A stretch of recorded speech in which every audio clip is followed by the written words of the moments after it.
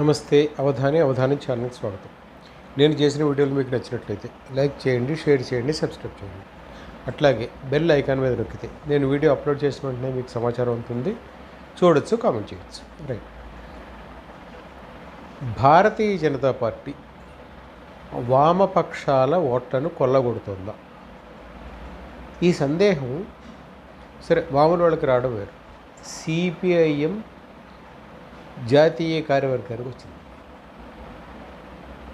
Last month 28వ తారీఖు నుంచి 30వ తారీఖు 3 రోజుల పాటు ఢిల్లీలో ఆ పార్టీ సెంట్రల్ కమిటీ సమావేశాలు జరిగాయి. ఆ సమావేశాలు ఈ అంశాలను చర్చకు వచ్చాయి.